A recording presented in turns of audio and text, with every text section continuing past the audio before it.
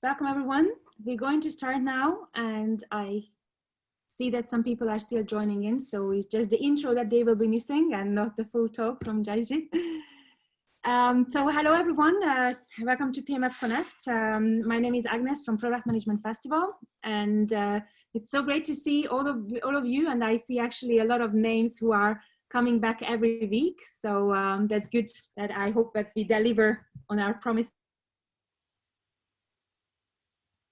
Join us for today's PMF Connect session, which is the 15th in the row, with Jasjit, as I learned just now that I was not pronouncing it well, from OLX Group. I just wanted to give a very quick intro for those of you who have not yet joined the Product Management Festival event. I see a lot of names popping up already, so I hope I will be able to give you something new as well.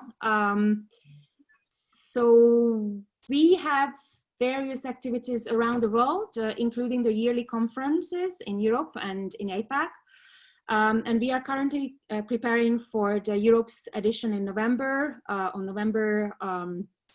which will be hybrid. It's a hybrid conference now.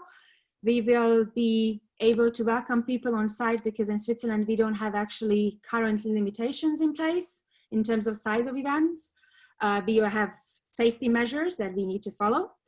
And then it's also, we are offering the streaming options. So basically with the same ticket, you can view and all the parallel tracks, the 4 parallel sessions or parallel tracks, and then you get access to all the videos afterwards. We also run together with the conference board and the local ambassadors, the PM nights, the executive circles in various cities around the world, and we are collaborating with INSEAD on the product management executive education. And today, I have just a very quick teaser on, we already have the schedule out for the PMF Europe conference, and you can already see some of the speakers, some of the keynotes here. You as a PMF Connect attendee, you get a special discount to the conference, which is just on this slide. So feel free to use it and also promote it with your friends and colleagues. Something new that we launched just this week, the nomination is open for Women in Product Management in Europe.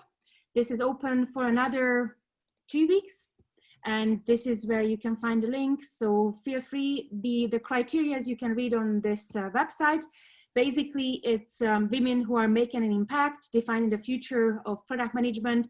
They have to be based in Europe, and the parallel is for APAC, that we are closely running with the APAC conference. So if you have people in mind that you would like to nominate that they are based in APAC, just wait a couple of more months and then you can nominate them as well there. Today we are here with Jasjit, who is an associate director at OLX Group and heading the product on dealer experience and platform monetization. I'm happy to invite him to explain what exactly he is working on. Maybe just a few words about him.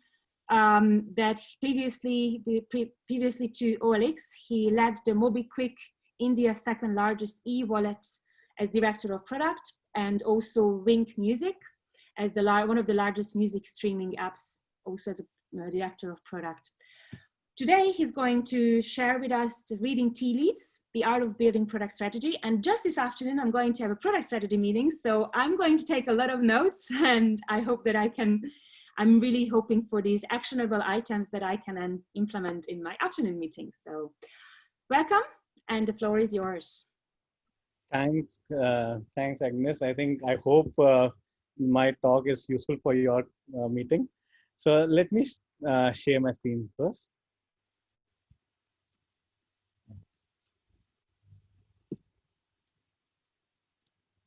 Cool. So we are set, right? Can we see the screen?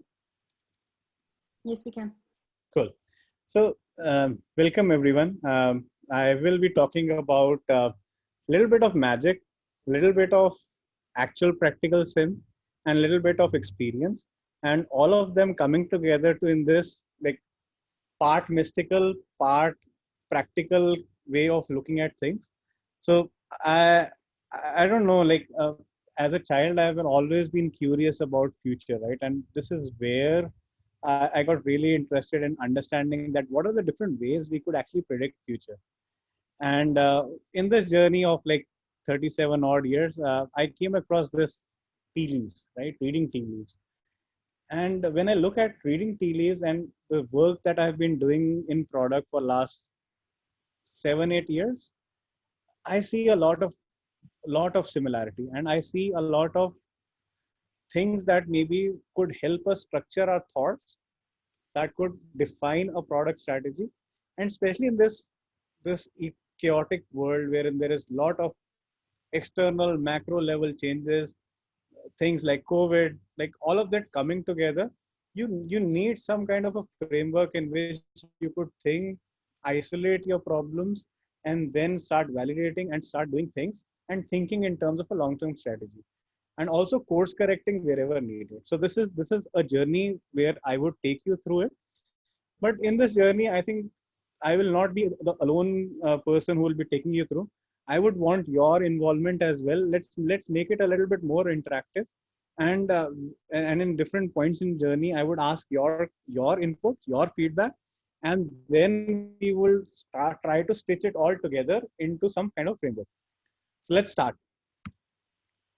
So the first question that, like when I was starting to prepare for this, right, the first question that I asked myself is, why do we need a product strategy?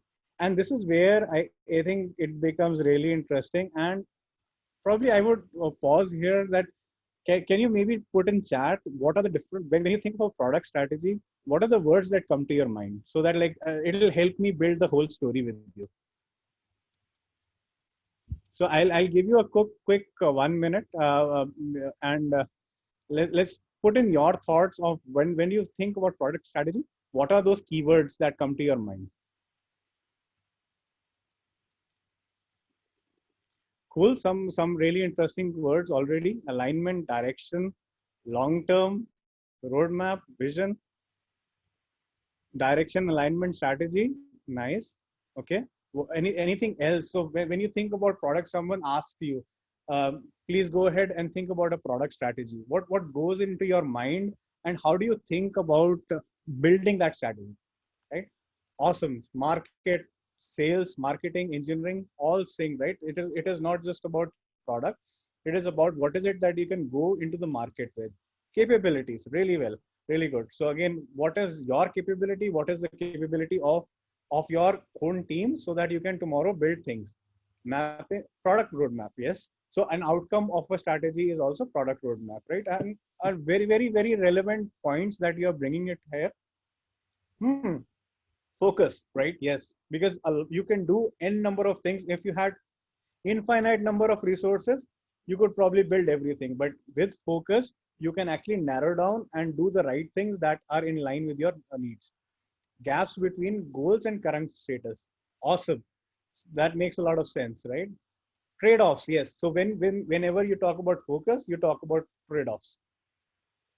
Competition, yes. So what is your product positioning, and how does it relate to the whole competition?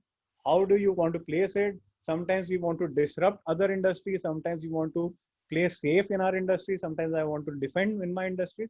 When do I do what, right? So those are the key questions that also went in my mind while I was kind of preparing this presentation. Anything else, or we close this now? Quick last 10 seconds. 10, 9, 8, 7, 6, 5, 4, 3, 2. Are you sure? Okay, 1. Cool. So now we have got a good collection of the things that are very important when it comes to product strategy. And I think our thoughts match, right? This is where I think I would agree to you that when I was looking at it, I was also looking in these terms, which were, one, to guide roadmaps, right? What to build, and more importantly, what not to build. So again, the point on focus, the point on roadmaps, the point on your capabilities, right? And have a clear direct definition of end state so that you can work backwards. Of course, like this is where my vision, this is where my end state is, and this is how I work backwards to it. And you talked about teams, right? You talked about teams working together towards that vision, that objective, right? So very important that you have something with which you can go to your stakeholders and start aligning them, so that it doesn't happen that we all of us are fighting on different planes and the outcome is that we don't reach anywhere, right? So those are the key things and very well captured by all of you. And now with this all knowledge that we have gathered here, let's go to the next step. So next step is a little bit, I'll take 10 seconds about my journey thus far and how do I see those things relate to the journeys, right? I started off with a TCS research lab, and there it was a research lab. So we wanted to kind of disrupt the application development market altogether. So the idea was more about researching concepts and kind of building prototyping a lot more. So a lot of capabilities were built around that. A lot of vision was built around that, that we want to kind of put in a business model, and out comes an application, a web application that basically reduces the time to market. So that was where a disruption was there. Then I was there in BlackBerry, where the main focus was that we are the kings for security, right? Of course, the blind spot was that we could have kind of done a lot more than what we did. But of course, that is my learning over there, that blind spots can be dangerous. Then I went to the startups world, where it was more on focus of survival, defending the core loops with from competition, be it through incentives, be it through addressing some pain points which are niche, or the whole thought process was experiment, iterate, learn, right? And similarly, when I went into the OLX world, it was more about like we have been classified for, which meant everything for everyone. So how can we go towards being something to someone in terms of being more specific, so that you can compete in certain areas where you have a lot of potential. So all of this, when I really looked beneath this layer, what I saw was that like all this, like there is a constant flux, constant change. But when you look deep inside, the needs of the user are almost the same for that focus, right? For example, if I talk about Bing, I want to listen to a song with minimal effort, right? I want to listen to a song which I like to with a minimal effort. MobiQuick, I want to pay, do away with all the payment hassles that I have. Just that, right? How do you solve it is a different context, is a different plane altogether. So this was just to give you a brief idea that from where did I draw these patterns. And now coming to the main fun part, right? Like if you look at it, reading tea leaves, product strategy, like these are, one is north, one is south, right? Totally different. But now we are all, I'll try to bring them together. You tell me that how successful I am or not, because this is just an initiative from my side to make it simple for me to understand and implement this. So when I look at tea leaves, right, I look at both the similarities is that in both we are trying to decipher patterns, right? The parallels in these patterns are, there are needs, which in case in both, I'll go deeper into each of them as we go forward, and then we'll try and see what are these different things or elements or variables that we can control to define a product strategy. There is context. So the core is the need. Around it, there is context. In order to manage this concept, there are some actions or urgency of action that is needed. And then there is outcome basis which you respond. And the key thing over here is that we are looking at the past. We are looking at some experience to define the pain point or paint the future with a strategy. And this is where I see that there is a need viewed by a context of a lens, or a lens of a context. And then we try to see it by removing the ambiguity of like wordplay, right? More often than not, when I've been in several product strategy meetings, the one thing that I really can't understand is that we play with a lot of words, right? We want dealers to do something, right? We want our North Star, our strategy is that we want so and so, right? But more often than not, it is about unambiguous nature of what you really want to do, what you really don't want to do.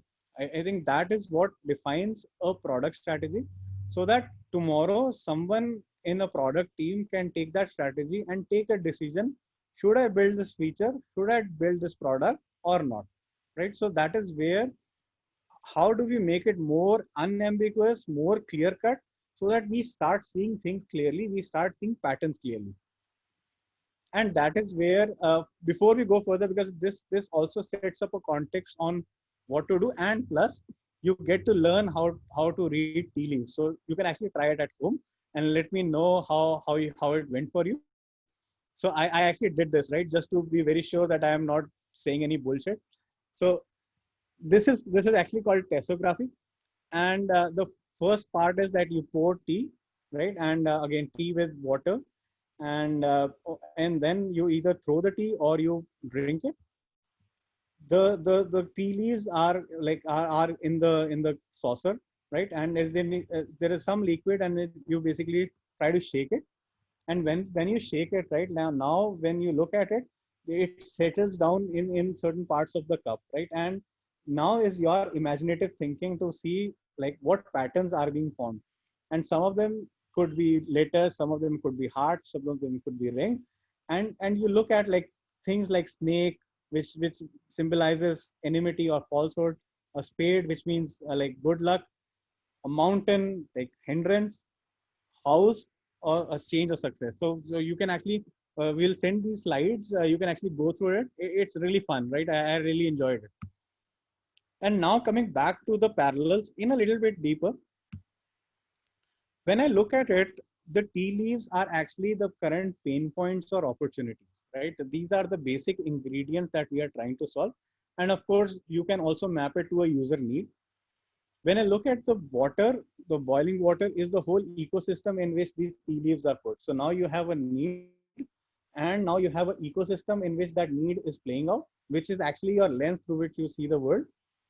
And the cup itself is a day in life of a customer, right? So again, now you have transformed the abstract world of a tea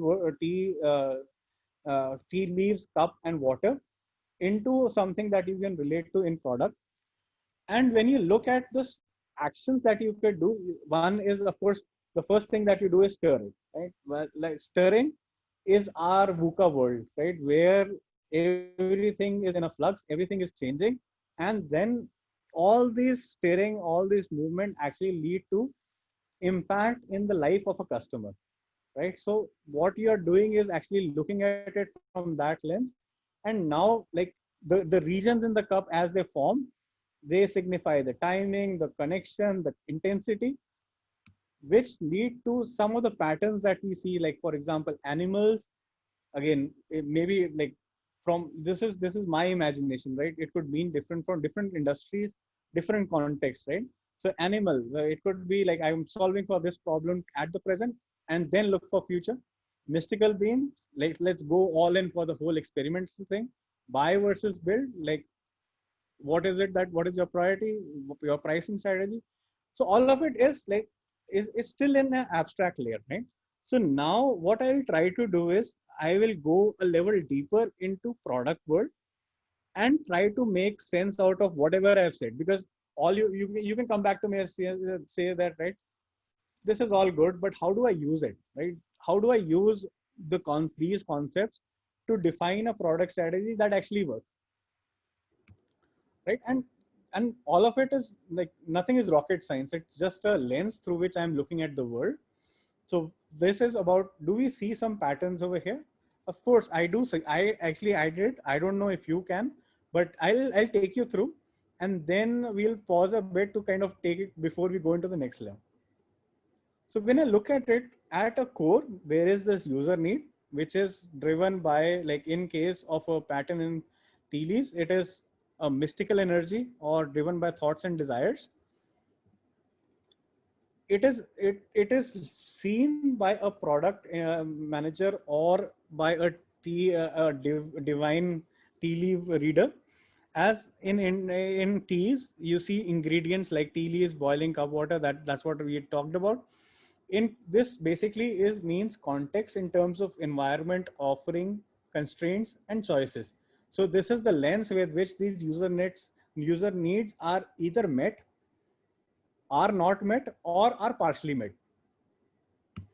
And then you have action elements, right? What are the actions that you can do to make sure that there is to result to a outcome, right? So the actions in over here are the temperatures of water. You can actually heat it, boil it, the texture of the tea leaves, and the stirring intensity, right? On our physical world, it is how do you anticipate, how do you respond, how do you react, right? When do you anticipate, when do you react, when do you respond, when do you press the panic button, when you don't, right? So all that is a part of the context that I see. And then the outcome is in terms of patterns, where in this case you have animals, mystical beings, and objects. And in the parallel physical world, I see action context, where either you are trying to disrupt, either you are trying to build, define a niche, or transform. So again, like even now, this is like to consume it into something. I'll go a further level down to take it to a level where we as product people can actually use it in our day-to-day lives. So let's go further. So before we go further, now since that we know why we need a product strategy, now my main question to you is, what do you think are the ingredients of product strategy? Of course, like I've already touched some elements in my conversation thus far, but a quick 1 minute of what do you think are the ingredients of a product strategy, and because it may be specific to your industry, but it'll be good for everyone to know what are the things that come into your mind when you start thinking about product strategy, right? I need, these are the 5 things that come to my mind when I talk about product strategy. What are the key ingredients?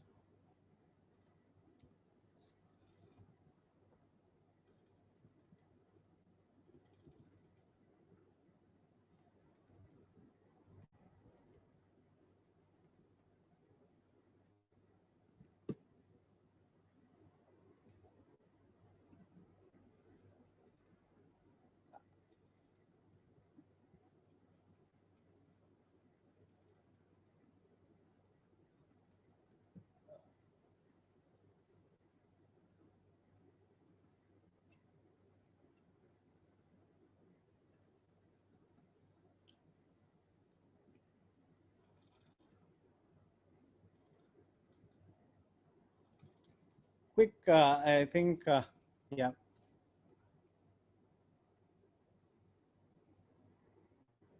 Okay, so let's go over it once. Target market, value proposition, positioning, features, roadmap, yes. Customer profile, market size, makes sense.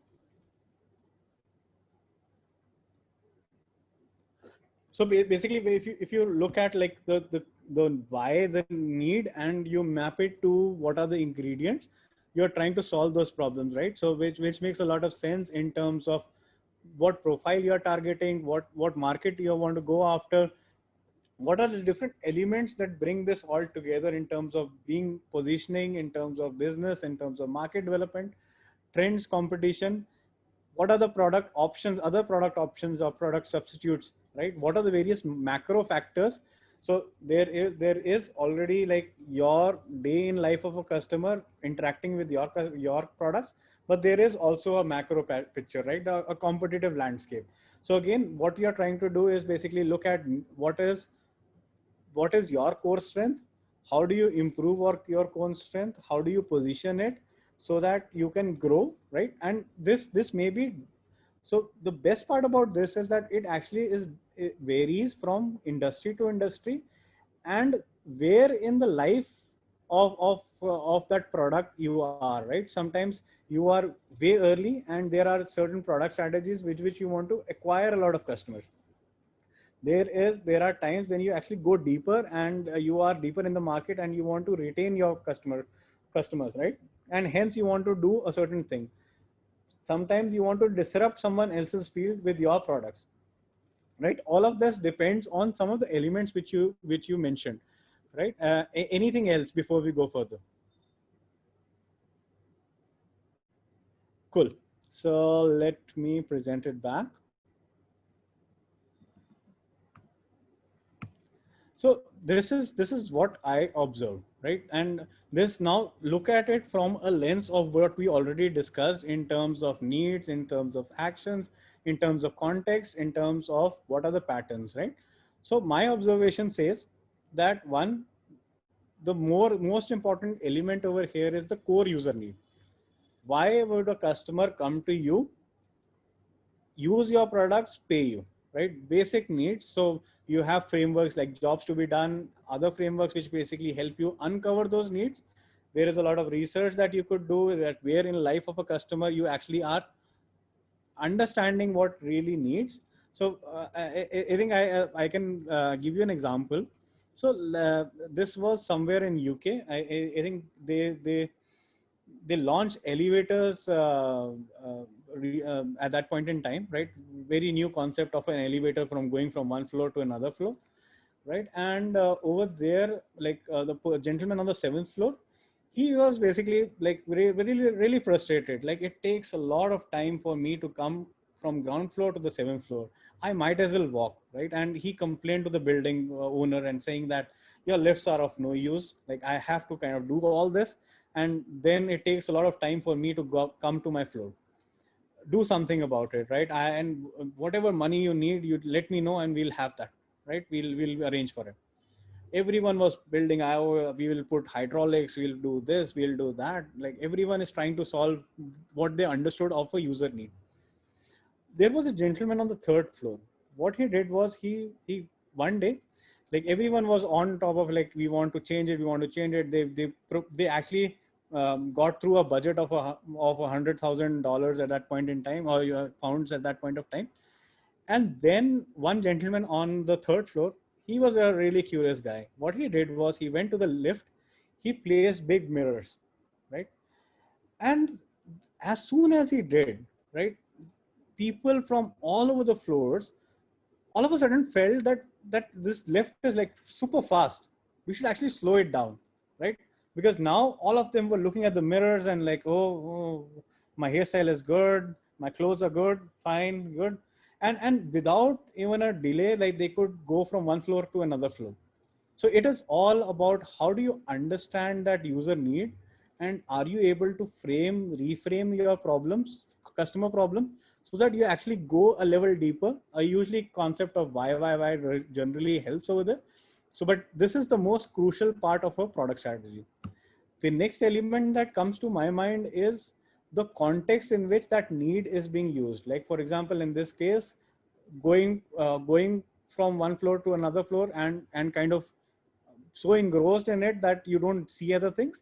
So that is the context lens that you can use to solve a particular problem in a context, and not the overall problem, right? And it helps you prioritize, focus on certain elements of a need that are crucial for your business. Whenever we talk about needs, there are always some elements that are already addressed by the market, already addressed by your products. There are always needs that are not met, that are not met, or sometimes partially met, right? And that is where, like, you actually map it to the business strategies or the positioning to say that this is where I want to operate. And then the unknown plans. And so again, whatever you do, product strategies, if they're built just on the boardrooms, they don't go anywhere, right? So what is that plan of validation? What are the knowns? What are the unknowns that you can gather? And how do you find that how do you convert from unknowns to a known without a lot of cost, is something that really helps you double down on a product strategy that actually will take you to the next level. So think about, like, whenever you're thinking about product strategy, think about what are the plans, how do you experiment those? And then, like, it depends on this also comes to the macro element that we were talking about in the chat. So that macro elements also define some of the urgency, right? Do you want to go into the market right now? Do you want to go into the market when you have a good product? Do you want to disrupt your market? Do you want to defend your market? All that urgency is basis the macro level things that are happening across. And then basis all this knowledge, can you define your short, medium, and long term, right? So These are the various ingredients that I could figure, and I could actually map it to what I do with tea reading, right? So very similar things. So I will use that same metaphor over and over again, but this time around, I will make it more into our day-to-day product thinking so that we can make it less abstract and more consumable by you. So let's go further. So this is what I call the devil in the details. I will try to kind of put all these elements together, and we'll try to solve one of the things with examples, and then maybe like we can open it up to more questions, answers, discussions on the topic. I think what I would want to take out of this session is, one, this is what I gathered by reading different things, different frameworks, different elements. I tried to bring it together. But what of it is actually relevant to your industry would be a good topic to kind of discuss after this. So when I come back to this, first is the user need. Second is the context lens. So I did this with my dealer group as well. I did this with monetization in OLX, wherein we started looking at the whole problem opportunity space through internal research, through external research, primary, secondary, differentiators in competition, customer complaints. So these are the various lenses that gave me the opportunity to think or understand the whole problem space in a holistic way.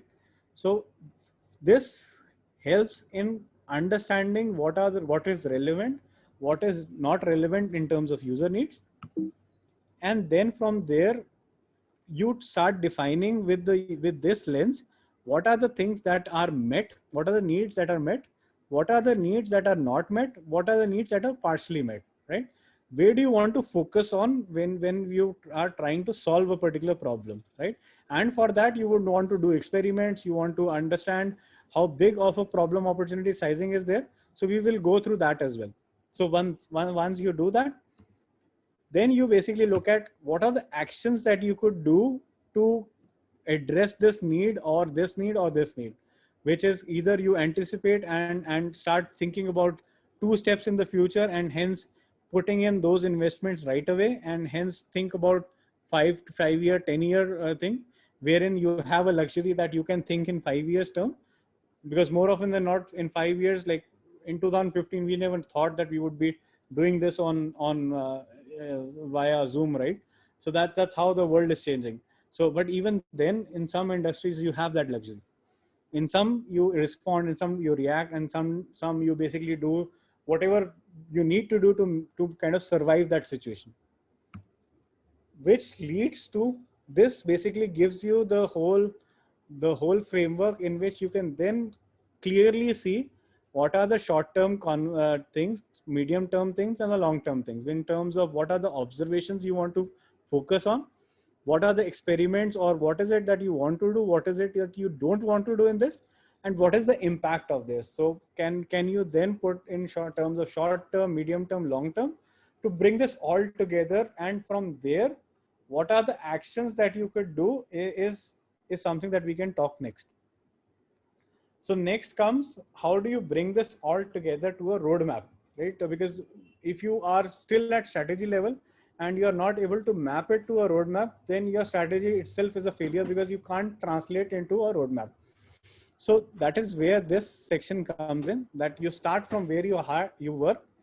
From there you start thinking about, okay, if these are my short-term targets or short-term observation on pivots, these are my medium-term pivots, these are my long-term pivots, how do I want to first distribute my focus as I go forward in my roadmap? And of that focus, how do I align on OKRs, which basically helps me achieve my strategic initiatives in both short-term, medium-term, long-term.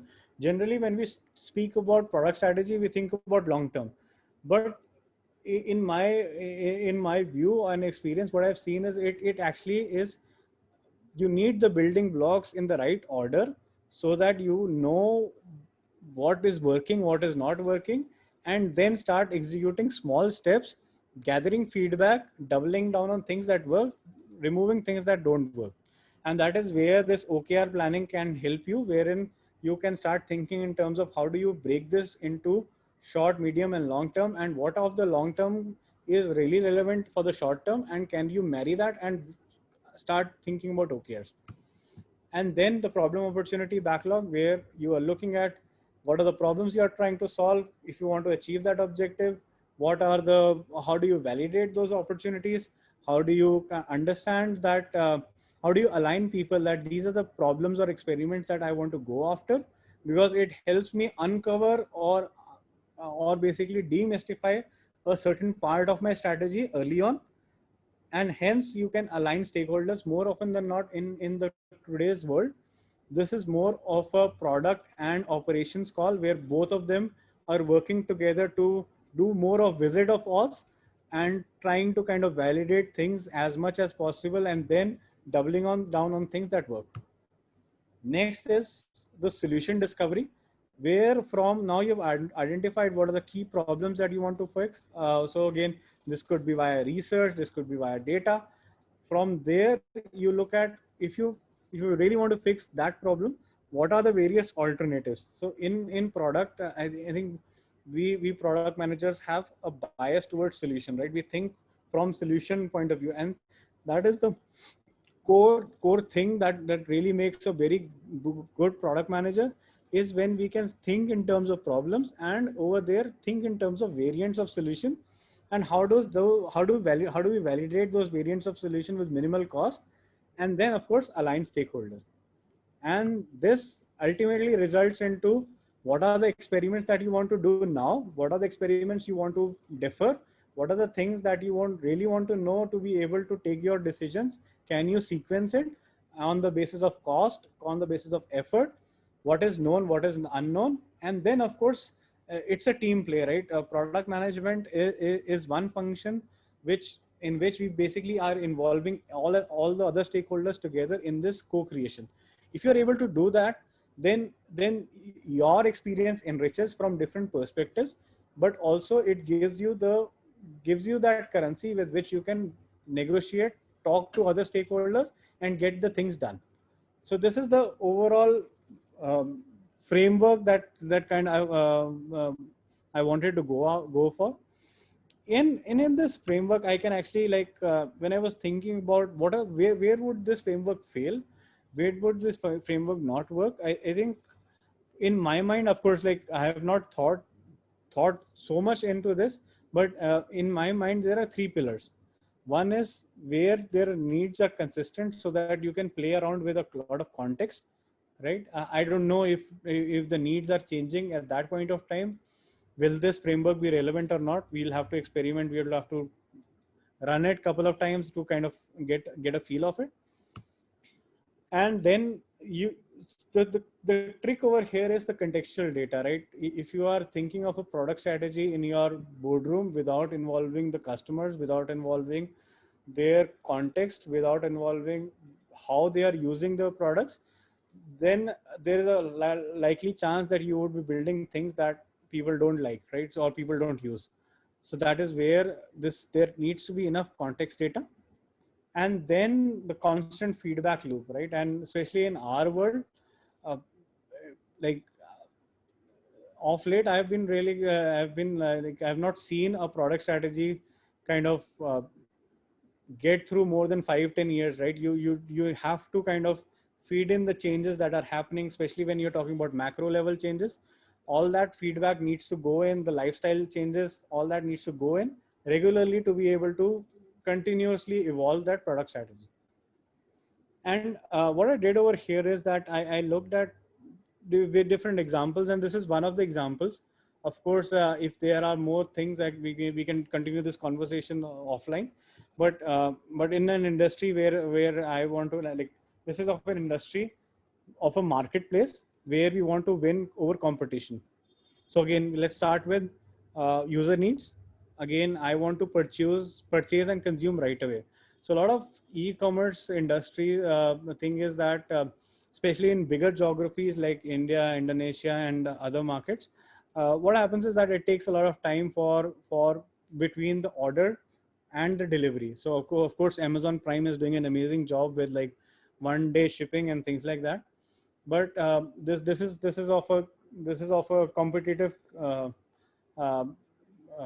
player, right? We are going into this market, so the basic user need that was identified basis research, basis the pain points that we have, basis understanding of where the market is evolving, was that he wants to consume right away, purchase and consume right away, right? And we looked at this lens from, like, when you look at the industry, it takes about 24 to 48 hours.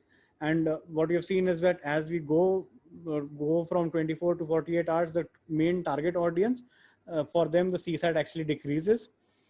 Differentiator, of course, there is no one else who is offering this less than 24 hours delivery. And what we see that the complaint of the customers that where is my package, I can't see, like, it has already been 1 day, I have not received that. All those customer complaints come in. So these are different lenses through which we see that, okay, that purchase and consume of right away is a good problem to go after, or a good strategy that you want to pivot on. So over there, what we said was that what is already met, there is a 24 hours delivery, and unmet is that I want it right now. Partially met, there is a good success rate of delivering for around 24 hours. There is a very good success rate. So that is a very good benchmark to which that is already met. And in my industry, like, if this is the context, this is the whole macro level picture of how things are progressing. I have not, I could have anticipated this before this 24 hours delivery would have come, and I would have disrupted the market, right? But I am now responding to the threat to my competition, from my competition, which is already doing 24 hours delivery, and hence I want to respond. And when you look at the strategy canvas, in a short term, I want to make sure that I don't drop the ball when it comes to even 24 hours delivery. So I would want to put in the checks and balances and reduce the customer complaints that are around 24 to 48 hours, so that I can defend what I have right now. Once I have a good fidelity of or control over the variables that define my defend, I would want to go to the next level and see that, experiment with things that help me achieve my target, right? So what is that? In which I want to focus on the low hanging fruits and understand with the current infrastructure of the markets, what can be leveraged to make sure that the delivery is less than 24 hours, right? And so, and also, where in this, in which industry will I have the maximum impact? So for example, in groceries, these are perishable items, you want it as soon as possible, right? So then it gives you focus, it gives you enough context for you to define your experiments. So again, if you look at in a short term, you're like, if you're thinking about now, you would have your roadmap like that is trying to do a lot of defend, but also roll out some experiments at very small scale with minimal investments, where you actually learn about, like, will this work or for me or not. And for a longer term, I want to kind of create the local supply chains with my whole infrastructure, so that people can use it and make it very seamless for buyers. Of course, I want to have some quality control in it. How do I do that is an open question right now. So when I look at it from a roadmap point of view, this is what I see, that okay, let's maybe for now I focus on the long term, because for me, I just want to do it right now, because other ones I can, there is enough that we have already done. So in this case, let's define the OKRs. I want to do this hyperlocal thing, I want to reduce it from 24 hours to less than 2 hours. And then the question comes, why? Again, what is the increase, or what will be the increase in adoption of marketplace? Things should be delivered around time. Size, in this certain geography, it is about 1 billion. But again, like this, you can use this and try it at with your industry, and also let me know that, like, what are the gaps, what are the things that you are missing, so we can further iterate this, right? The third is that the validation, from you talk to users, you talk to customers, and then you look at, like, what are the variants and validation. Again, what are the local partners, what are the delivery partners that you can partner with, what are the popular brands, how do you make that possible? And then you start rolling out experiments on top of it. Like the experiments could be something like ops-led, wherein you have people on the ground who are purchasing it from a grocery store and sending it over to the customers, right? At a small scale, you of course you can't scale with that, but you learn a lot about how do you put the quality checks, how do you learn about what are the right products to buy, from where you should be buying them, from where you should be selling them. And then you with product, you start automating a lot of things and understanding how do you fix all these different pain points. So that's how, like, from there is a lot of parallel to what now I will relate to the tea leaves, wherein you are looking at a need, you are looking at a context, you are looking at actions, and then those actions come back to patterns, and those patterns can then be translated into OKRs, the project, a problem opportunity backlog, the discovery backlog, the experiment design. So what does it mean, right? In terms of what does it all mean, right? One is the whole thing is about user need. It is a lens of a context wherein you have your data, research, competitive analysis, similar markets, bringing it all together and clearly looking at how do you define things that make sense for you, how do you define things that don't make sense for you, and then keeping on evaluating, planning around how the context or the need is changing. And then of course this whole loop of bringing the strategy, evaluating your options, experiment design. So again, if I take a step back, right, it is all about how do you do lean experiment design to kind of hone on the certain opportunities that you think are really meaningful that you want to go after, right? So it is all about how do you design your experiments, how do you design your minimum cost, maximum knowledge inputs that can help you define a strategy on these are my pivots, these are the things that I want to do, these are things I don't want to do. And of course, drink more tea, change the world. So that was mostly it from my side. But yeah, we can. So I would love to continue this conversation with you over LinkedIn, over other channels, wherein like, let me know, right? This is again, as I say, it is all industry specific, it is all context specific, and this is where I feel that the more interactions we have between different industries, it will become even more richer. So yeah, this was it from my side. I think now for the questions part, right, Agnes? Yes, thank you very much. That was really interesting. Thank you so much. I constantly took notes. So, and we'll watch the recording. Yes, so we're going to maybe note to everyone, we're going to send a recording in a couple of days, the session, and we will include the slides as well. And then this is a time to ask questions. Please ask them in the questions and answers, yeah, in this chat box. Feel free to type them. I give you a bit of time.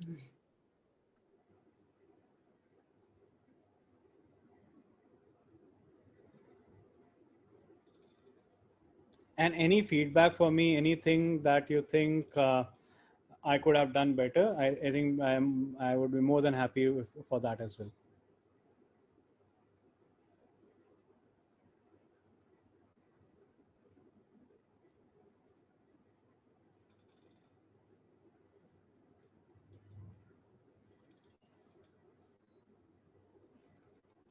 Leonardo, do you want to unmute yourself so you can ask a question yourself?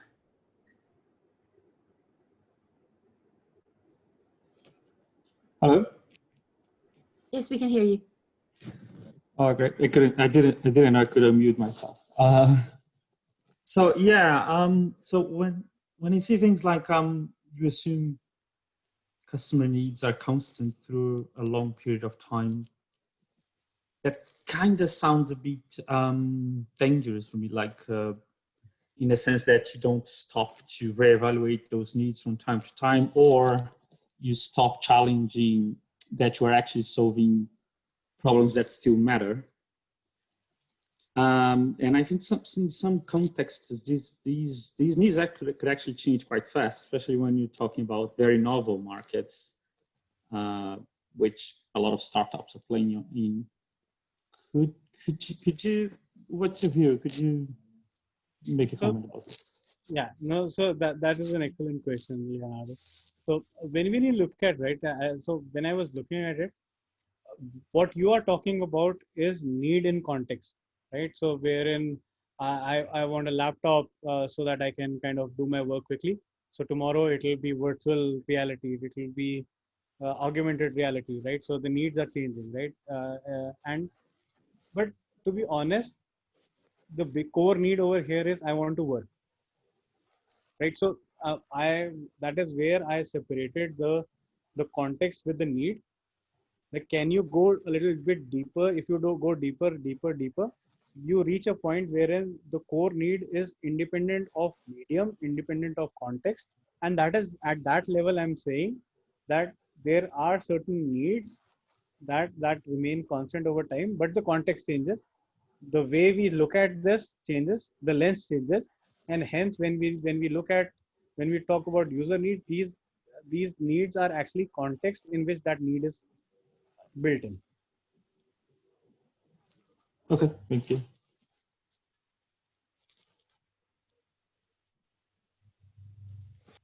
Costin. So the idea is that people, you can write your questions here, and I think it's really good to unmute yourself and then take the time to get into a discussion. Maybe you have a follow-up question on that topic, and then you can ask it right away. So Costin, would you like to, we take your question as next. Would you like to mute yourself? Yes, sure. So from my side, the question is rather simple. So we have a new product that we would like to launch. Old school, you would go, you do extensive market research, you segment your market, maybe do some opportunity sizing, and then you say, okay, I'm going to go strictly after this set of clients at the beginning. For us, that's just too expensive right now. I mean, there's not a lot of data. We don't even know if the market is there. We don't know if the clients would be willing to pay for that. So we're still in this product market fit stage right now. So now we just need a smart mechanism or a smart way to decide, okay, let's focus on this particular sector, this particular set of clients, maybe SMEs, enterprise, whatever. But it's very hard to align stakeholders and say, okay, this is it. This is what we're going to do first, and then start the iteration process, right? I mean, everything for us right now is expensive, right? So we don't want to put the eggs in the wrong basket. So how would you solve this problem? Cool. So from what I understand, you're launching a new product, and how do you choose which segment do you want to go after, right? And especially when there are cost constraints, and you don't want to invest a lot in market research, right? I think what has generally, like in my experience, what has generally helped is what is a parallel world, right? How are these customer needs met as of now, right?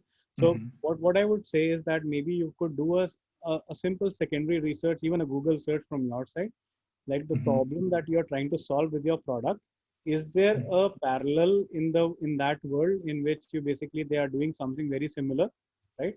So just to understand, see, market adoption is a function of recall, right? How well I can kind of relate to a already experience that I have already done. It defines how quick the adoption is for that market, right?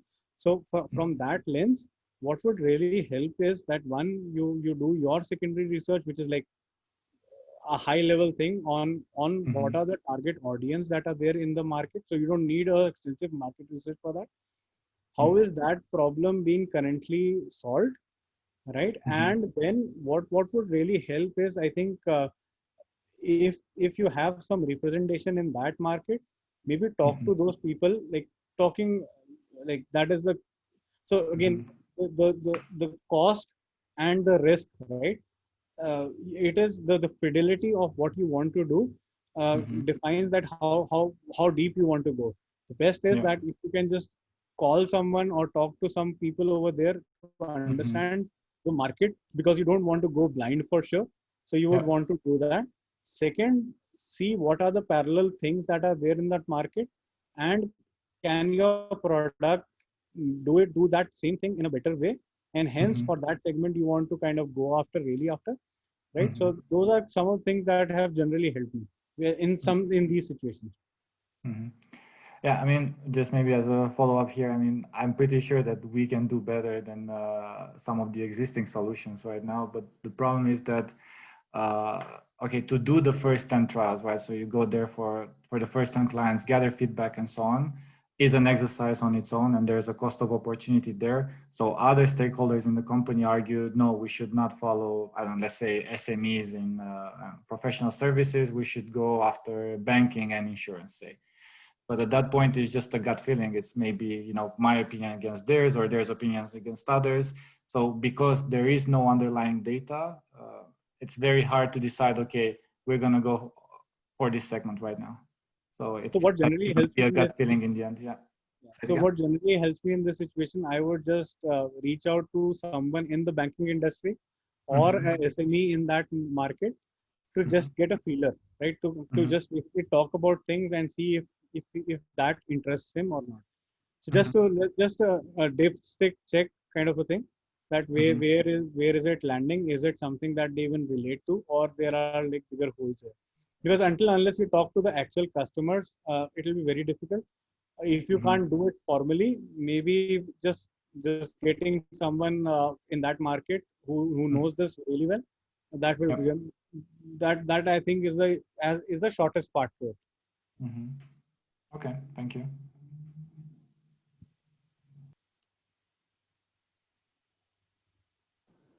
Yeah. Should we take Agata? Agata, you're up next. Hello, I would like to ask you about any advice for a quickly changing environment, because mainly what I am asking is, do you think there is a need for a long-term strategy if you know in advance that your market is changing? So I think this is something that we all are facing in these days, like with all the different changes that are happening. So of course, I think it depends on the maturity of the product and the market that you are in. Like for example, irrespective of what happens, right? There could be a North Star in which you want to kind of pivot your products to, right? If you can define that, then you're actually could have a product strategy, but the way to reach to that end is something that would change over a period of time, right? Because the experiences are changing, the behaviors are changing, right? So the context is changing in which people use these products. So with those changing environments, you would have to kind of do your experiments to kind of focus on things that work in the new world. But sometimes your end state that you want to achieve, that doesn't change, right? It is just that the medium is changing. So maybe if you look at it from that lens, then it gives you enough thought process to be able to do to some align to something that you want to lead. Because what also happens is that the other side of it is the risk, wherein you start always thinking in terms of short term, and that in itself is a little bit wrong, because then after some time you start moving in circles, and your product loops, they get even more busy or convoluted in terms of user expectations and demand, right? So you want to avoid that, and so again there should be some pivot that you want to reach. With these changing times, the means to achieve to that pivot would change. Thank you.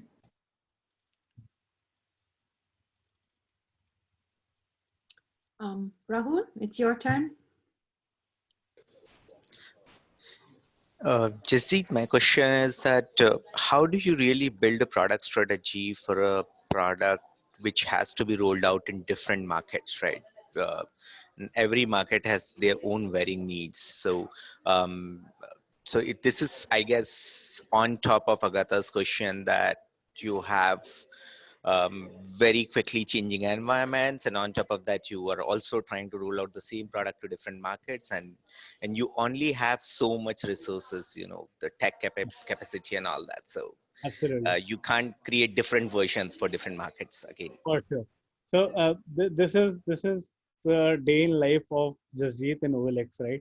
So we have different markets, right? All markets want everything, and I think so OLX is a very interesting story in which I can relate to with this question. Like earlier, all the hubs, all the products, they had their own products, right? All the hubs had their own products. Indonesia, Philippines, India, LATAM, South Africa, everyone had their own products. So then we thought of kind of having one central product organization so that we can do this experiment quickly, learn quickly, and do more stuff.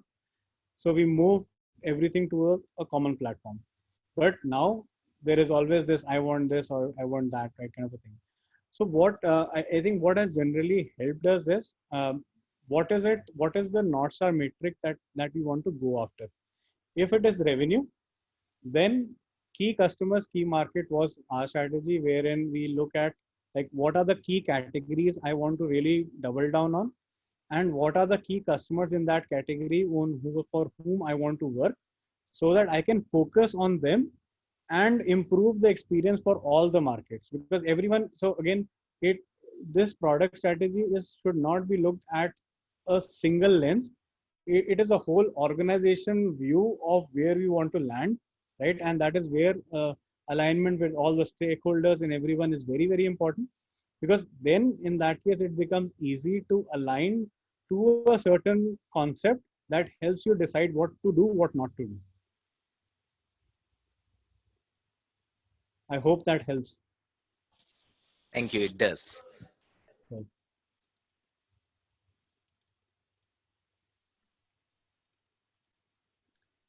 Thank you. If you didn't have time to write your questions, if you want to, you have more questions now, you can either mute yourself, although it could be maybe chaotic a bit, but I wanted to try that as well, how it works. Okay, yeah. Hi, it's Chandni.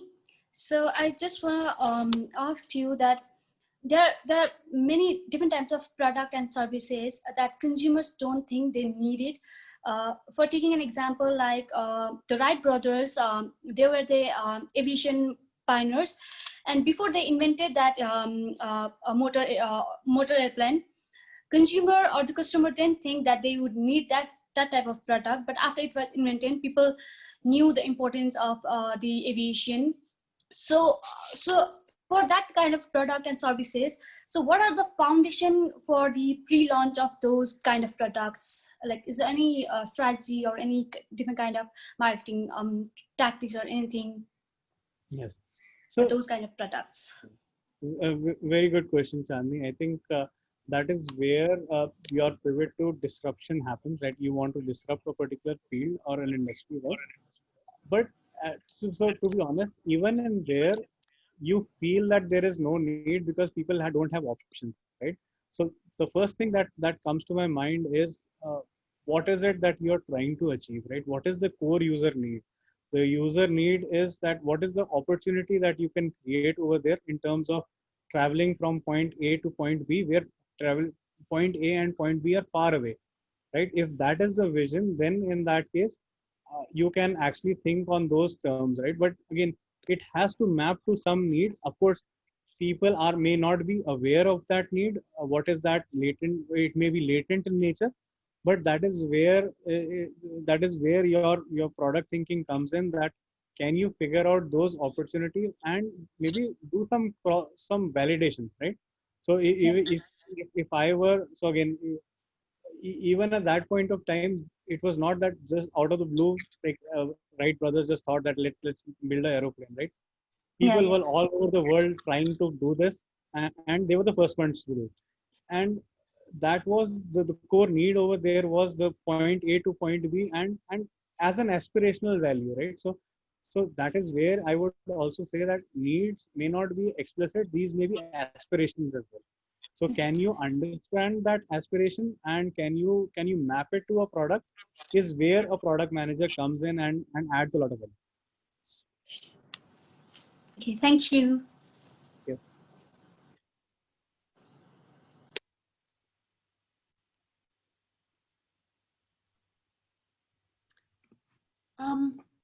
if no one else has more questions, then I think I invite all of you to reach out to Jasjit for afterwards. I mean, we are going to send you the contact details in the follow-up email. So if you have more questions, you can always reach out. I mean, it will be also on the presentation slide and the recording. So you can find out his and connect with him on LinkedIn, and he's very open. Like I think we all can learn a lot. So it's the whole point of this PMF Connect is just to get together. We start to get to know each other, and then later on we can connect with each other.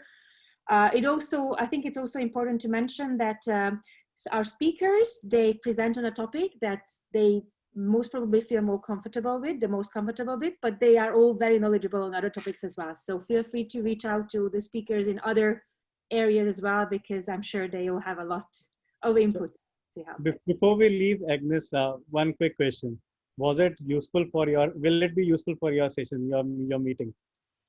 It was definitely useful. I still need to gather my thoughts. I have like half an hour to gather my thoughts, and I definitely have a lot. I think for me, what is always a challenge to involve the right people without wasting the resources of the company. And we are a small startup, so it's always a question of whom to involve and who is absolutely needed to be there. So yeah, it was definitely, I will be one of those getting back to you in private and ask my questions. Awesome. Thanks a lot. Cool. Okay. Thank you very much, everyone, for your time. And we wish you a great day. It's just lunchtime here, so we still have a long way to go. And then see you next Thursday for another great session that will be by Varun from Flipkart. Take care, everyone. Bye-bye. Bye.